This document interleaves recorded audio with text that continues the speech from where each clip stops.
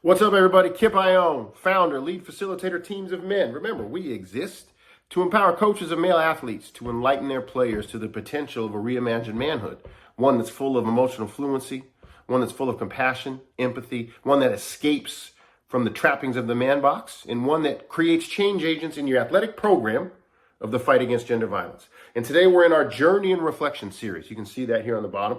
Okay. Don't forget to like, follow, subscribe to our channel here and share this with as many of your coaches in the profession as possible. But our Journey and Reflection series exists to go through content or an idea, concept that we think is vital to your work as a coach that is building humanity in your players, not just athletic skills, and give you a lesson plan you can follow. So we're going to break this up into questions you should use with you and your staff first, and then with your players on a topic, on content, on an article, on research that we think will grow your ability, okay, as a coach to connect with your guys on things that matter. Reminder, and you can see the shirt right over here, brand new in a series of mantra tees. You cannot get to true self-awareness unless you practice self-reflection in combination with self-interrogation. Self-reflection is accurately remembering the what, where, why, how of something that happened in your day or something you said. You remember the details accurately. Self-interrogation has to be put in there, coach. You need a dose of that self-interrogation onto the why, a critical lens into why did I say, why did I do, why did that happen, how did I allow myself to get to that space?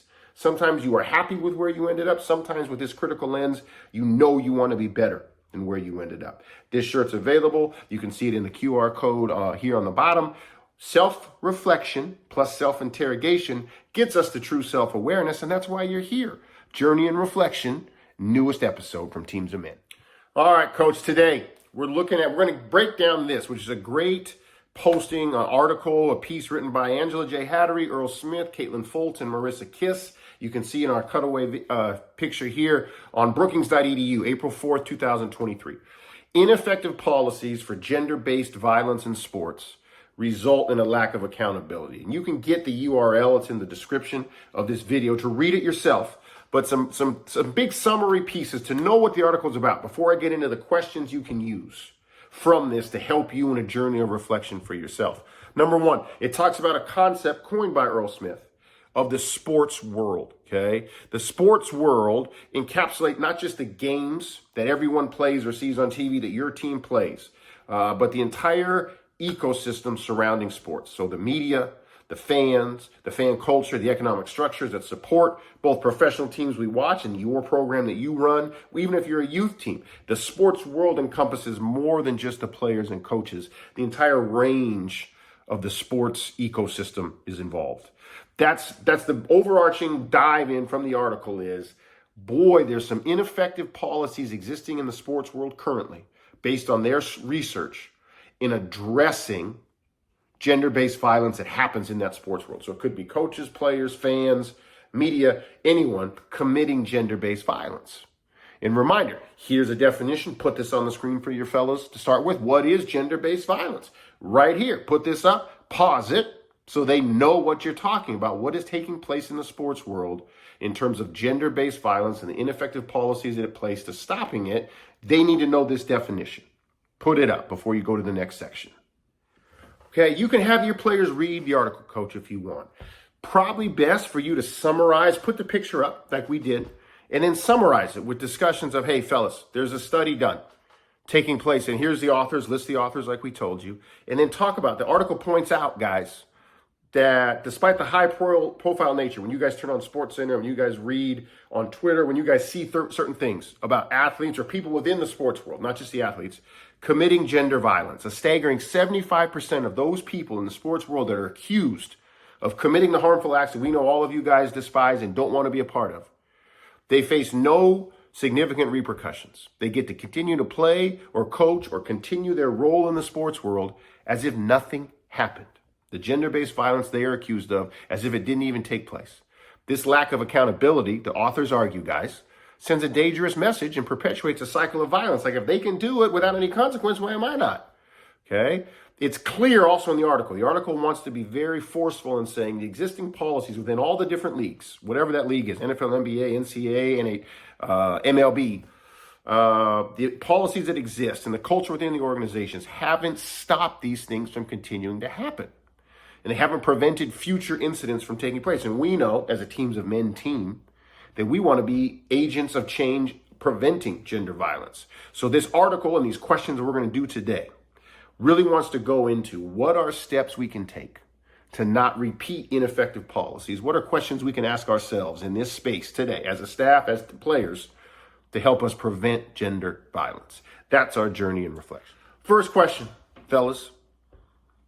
What do we define in our space? What's respect? What's accountability? What's consent? How have we defined that as a coaching staff? And how do you guys believe we have defined it in your minds? We want to share responses. We want to share your reaction to what do you think I've told you are the program's expectations around respect, consent, accountability. And then, coach, you got to go there. If you have a struggle with this conversation and you guys can't define those things, you know you have an action step now as a staff, but also more importantly, you have a resource in us. These are workshops we run to help you define it, to help your players define it, to get them through scenarios, to actually do a 15-minute conversation with your guys, with scenarios, hypotheticals, real world debriefing of where respect, consent, and accountability show up in their lives, where they've seen it fail. We can run this for you, but you have to ask this question to get an accurate reading of where your players stand. Next, coach, ask them that just because in the study, in the article, there were 274 cases of gender violence committed by college or professional football, sports world folks, athletes, coaches, people in those realms. If you are a football coach, you got to ask your players, what does it mean that our sport has this number of perpetrations? What does it mean for our team existing in this corner of the sports world? What do we need to do in our policies and our day-to-day and how we conduct ourselves to make sure we aren't adding to that number? If you're outside of football and you're watching this, you got to ask your players, what is it about the culture or the expectations in that sport that might be different from our sport, that we're not having those numbers? Or what are the slippery slopes to where we could have the same issue? We cannot simply ignore it and paint it as a gridiron problem because we know what happens across the spectrum. So what in our sport is allowing us to not have that numbers, and how can we highlight and grab onto aspects of that to make sure our team stays not in those numbers? Okay? This is not a stat that you share saying it's not our issue.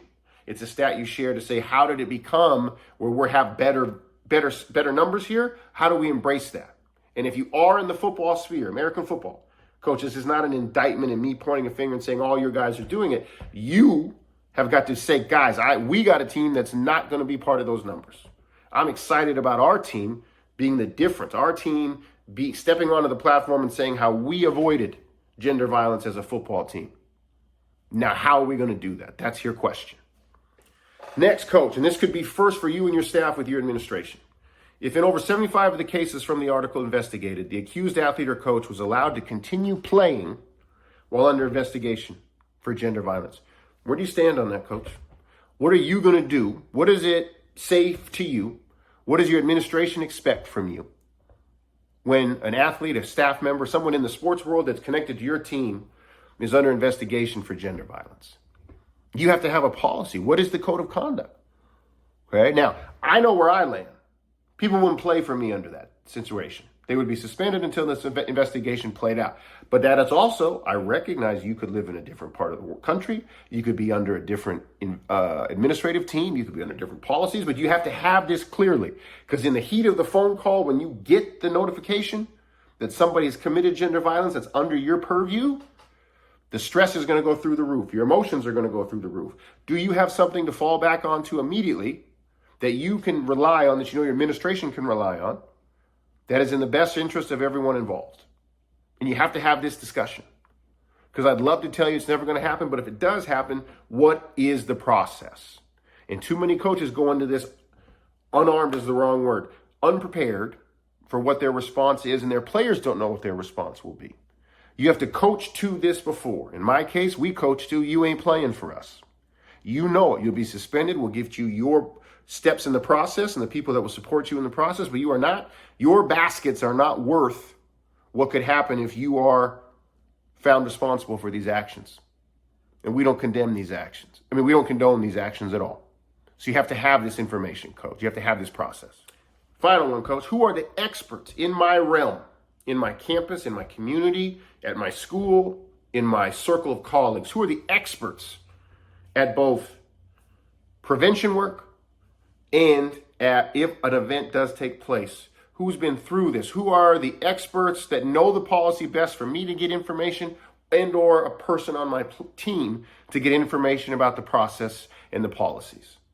Okay, what's confidential? Who's a confidential responder? Who is a mandatory responder?